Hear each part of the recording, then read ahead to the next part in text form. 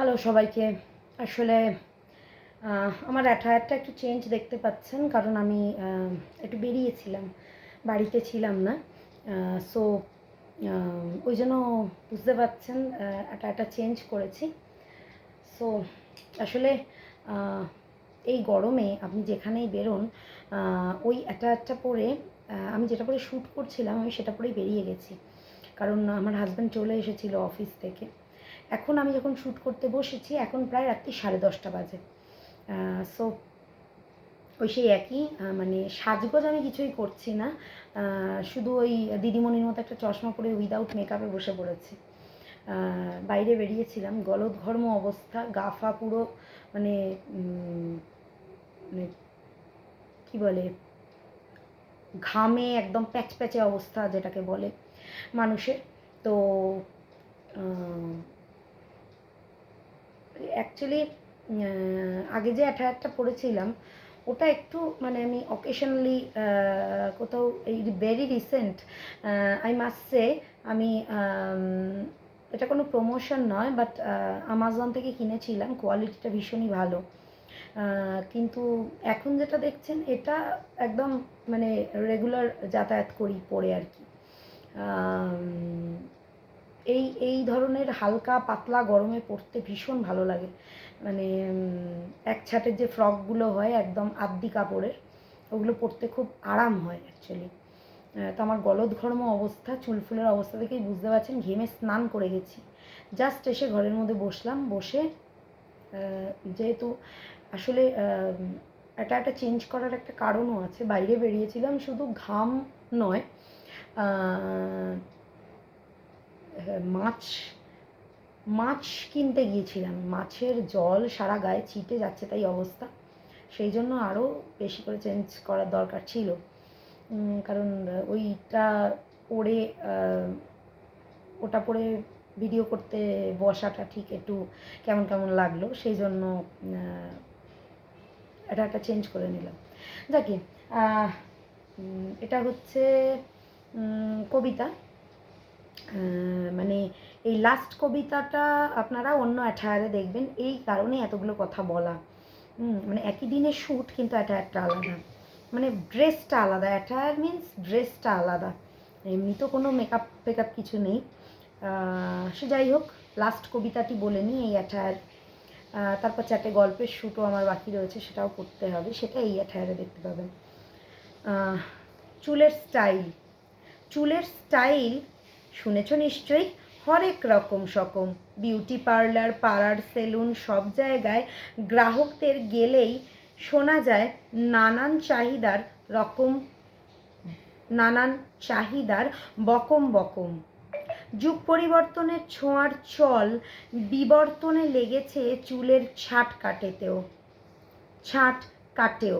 আগে অবশ্যই লোকে ইট পেতে নাপিত মশাইয়ের কাছে বসতো মাঠে ঘাটেও, এখন সালন হরেক রকম।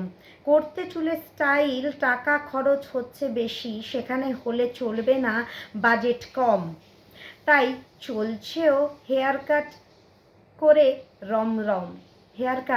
রমরম, গোল, U, V, step, layer, feather, আরও বহু ধরন। তাতে আবার লাল, নীল, হলুদ, সবুজ রঙের মেলা করছে একে অপরকে স্মরণ। আগে হতো অন্য রকম হেয়ার কাট, এই বারবার কাঁচি ধরে যতবার চুল স্টাইলিং হয় স্মার্ট, যতবার চুল স্টাইলিং হয় স্মার্ট, বাট স্ট্রেট কার্ল বিভিন্ন প্যাটার্ন তুলে দিচ্ছি মাথার চুলের দুইয়ের ছাল। তবু বাপু এসব কথা শোনার দায় পড়েছে কার? মানব কেন পুজোর সাজে একে অন্যের থেকে হার? পরস্পরকে দিতে টক্কর যে যত পারবি, চুলের স্টাইলিংয়ে টাকা পয়সা ঢাল, তবেই না হবে যুগের সাথে তাল মিলিয়ে চলার সঠিক চাল। একটা সময় অভিনেতা অভিনেত্রীদের চুলের ধরন কোন সময় কোনটা ভাইরাল তাই দেখে চলতো হেয়ার কাট। দিত সবাই নায়ক নায়িকার চুলের ছাঁট। এখন কিন্তু মানুষ কনস্ট্যান্ট করে হেয়ার মানুষ কনসাল্ট করে হেয়ার এক্সপার্ট। এখন কিন্তু মানুষ কনসাল্ট করে হেয়ার এক্সপার্ট কিংবা কোর্স কমপ্লিট করা মানুষের ন্যায় মত। সে তাতে যেমনই হোক হেয়ার কাটিং বা স্টাইলিং করতেই হবে আর্ট। তবে স্টাইল আর কাটিং দুটো কিন্তু ভিন্ন। যেটা এখন ছুঁয়েছে অন্য উচ্চতা। তাহলে আর কি শুনে নিয়েছেন জ্ঞান। এবার সবাই করুন পুজোর হেয়ার স্টাইল স্টার্ট। ধন্যবাদ। দেখুন, হেয়ার স্টাইলিং এখন একটা আমাদের ম্যান্ডেটরি হয়ে গেছে। মানে আমরা হেয়ার স্টাইলিংটা কিছুটা প্রয়োজনের থেকে পছন্দ বলে বেশি করাই বা নিড বলে বেশি করাই। এবং নিডটা কেন, একজন করেছে মানে আমাকেও করাতে হবে, সেটা আমাদের প্রত্যেকের মধ্যেই থাকে। এবার কেউ কেউ পার্লার যায়, কেউ কেউ স্যালন যায়, কেউ কেউ এখনও সেই পাড়ার নাপিত দিয়ে কাটান। অ্যাকচুয়ালি আমরা ছোট বয়সে ওই বাবা কাকারা যে সেলুনে যেতেন, ওই স্যালনে গিয়ে ওই যে পাড়ার যে সেলুনগুলো হয় আর কি, তো সেই সেলুনে গিয়ে আমরা একটা কাঠের পাটা থাকতো, তার উপর না ওই বড় চেয়ারগুলো থাকতো, তো তা বড় চেয়ারগুলোতে আমরা উঠে বসতে পারতাম না, তখন একটা কাঠের পাটা পেতে দিত, মাথা নালে কাটতে পারবে না। আমি তো অন্তত ওইভাবেই কেটেছি বরাবর। আর এখন যদি বলেন, এখন আমি জানি না এটা কতটা বিশ্বাসযোগ্য, আমি পার্লার একদম যাই না। হেয়ার কাটিংটাও আমি বাড়িতে নিজেই করি, বিভিন্ন রকমেরই করি, ওই ইউটিউব দেখে দেখে শেখা আর কি। দেখুন, একটা জায়গায় না প্রশিক্ষণ নিলে তো আর কারোর পক্ষে করা সম্ভব না।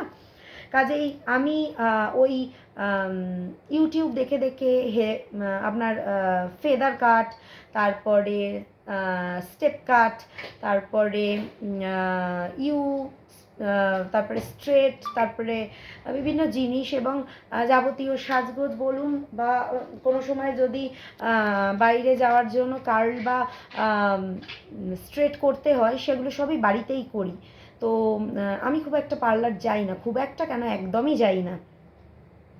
হ্যাঁ, তবে ভেরি রিসেন্ট আমি হেয়ারের জন্য তো একদমই যাইনি, আমি একটা নেল আর্ট করাতে গিয়েছিলাম, একদম ফার্স্ট টাইম করালাম আমি। কিন্তু আমার এক্সপিরিয়েন্স মানে করার সময় খুবই ভালো বলবো না, খারাপ। কিন্তু আমার যেন কীরকম 2-3 দিন পর থেকেই বড় বড় নখ নিয়ে অস্বস্তি হতে থাকে। মানে নিজের নখ না, ফলস নখ পরে একটা কীরকম যেন অস্বস্তি হয় এবং মানে কর্মেও ভীষণ সমস্যা হয়। তো আমার মনে হচ্ছিলো কতক্ষণে খুলে ফেলবো। তারপর দেখলাম বেশ নিজেই মাথার দিক থেকে উঠতে আরম্ভ করলো, এবং তখন হয় আরও বেশি প্রবলেম। এক তো আপনার নেল ড্যামেজ হয়, নেলসগুলো ভীষণ থিন হয়ে যায়। আপনাকে যেহেতু ওদের কিছু করার নেই, পলিশের মেশিনটা দিয়ে যেহেতু ঘষে, তো আপনার নখ ভীষণ পাতলা হয়ে যায়। পাতলা হলে না ভেঙে যায় নখ, মাঝখান থেকে ভেঙে যায়, যেটা পেনফুল।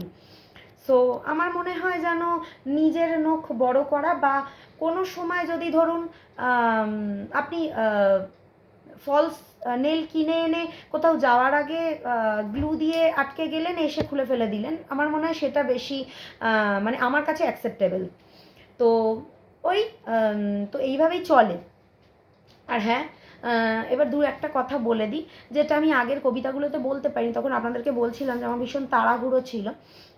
আপনারা বুঝতেই পেরেছেন যে একটা বাড়ির জিনিসের একটা কেনাকাটার নিড তো থাকে, তো সেইগুলোর জন্য আমাদেরকে বেরোতেই হয়।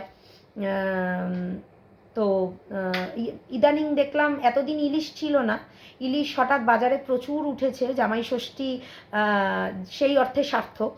তো ওই মেনলি মাছ কিনতেই গিয়েছিলাম বলেই আমার একটা চেঞ্জ করা। মাছ কিনতে গেলে তো একটা মানে মাছের বাজারে যারা ঢোকেন তারা জানেন ওই মাছের জল ফল ছিটে গেলে তো আর ওই নিয়ে কাজকর্ম করা যায় না। তো আর একটা কথা, ওই উইদাউট মেকআপ আর স্পেকটিকলস পরে অ্যাকচুয়ালি আমাকে কীরকম লাগছে, মানে ঠাকুমা লাগছে না কি লাগছে একটু জানাতে ভুলবেন না। উইদাউট মেকআপে তো ভূত পেতনিও লাগতে পারে, জানাতে ভুলবেন না। হ্যাঁ, আমি সরি ফর দ্য ডিস্টারবেন্স, কারণ আমি ক্যামেরার সামনে তো ওইভাবে কথা বলতে পারবো না, হাজব্যান্ডের প্রশ্নের উত্তর দিতে গিয়ে একটু তাকাতে হলো। তো যেটা বলছিলাম, আমরা যারা গৃহিণী বা যারা মা তারা জানেন যে কতখানি মানে ঘরদোর সামলে নিজেদের এই কাজগুলোকে চালিয়ে নিয়ে যাওয়া কতখানি ডিফিকাল্ট। আর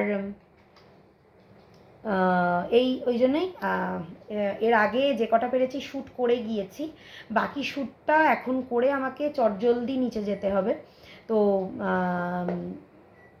আর বেশি কথা বাড়াবো না, শুধু একটা কথা বলবো যে আমার চ্যানেল থেকে যদি কেউ দেখেন অপুস পোয়েটিক ফ্লেভার্স, তাহলে চ্যানেলটি সাবস্ক্রাইব করতে ভুলবেন না। যদি কেউ ফেসবুক পেজ থেকে দেখেন তাহলে পেজটি ফলো করতে ভুলবেন না, একই নামের।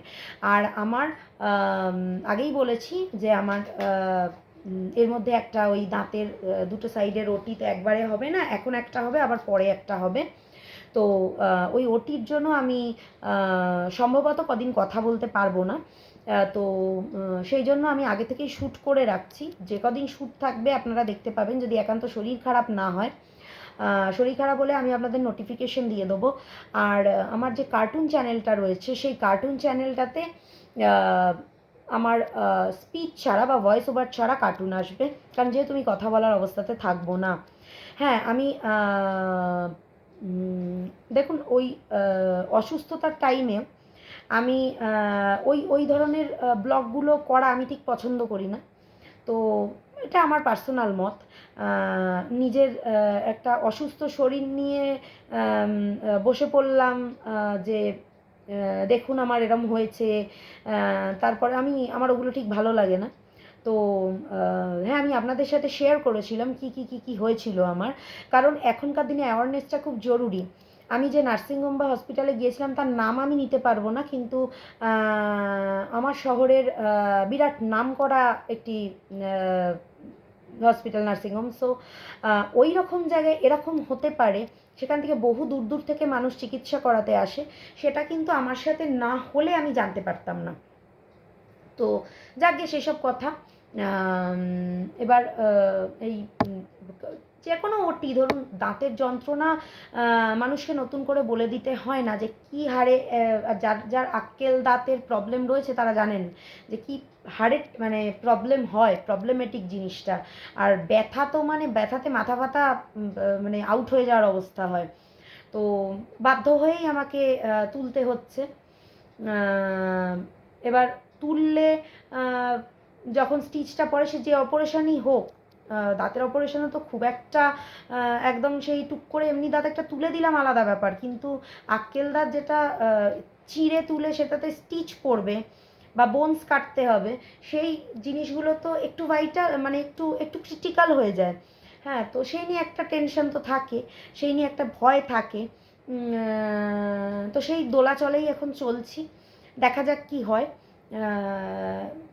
আমি আপনাদের সাথে নোটিফিকেশানে ফিডব্যাক মানে ইনফরমেশান আপনাদেরকে দেব, আর যখন কথা বলতে পারবো তখন বলবো।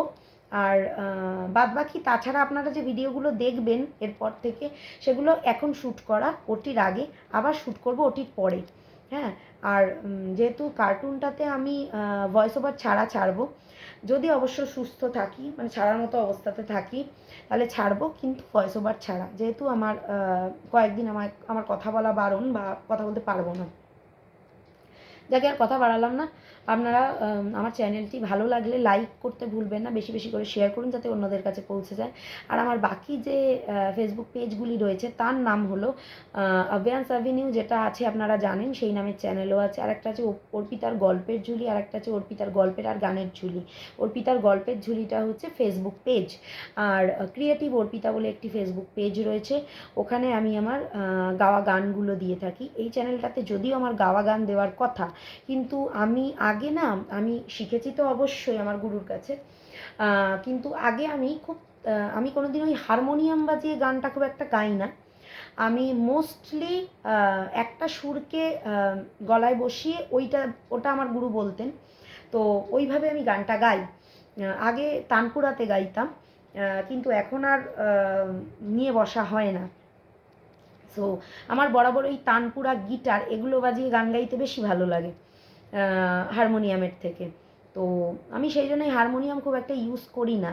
তো এখন এই এতে আপনার ক্যারিওকে দিয়ে যখন আমরা করি, তখন ক্যারিওকেতে অনেক গলা মেলানোটা অনেক বেশি ডিফিকাল্ট হয়ে যায়, কারণ আমি কোনোদিন ক্যারিওকে দিয়ে করিনি। সো আজকের মতো টাটা, ধন্যবাদ। আবার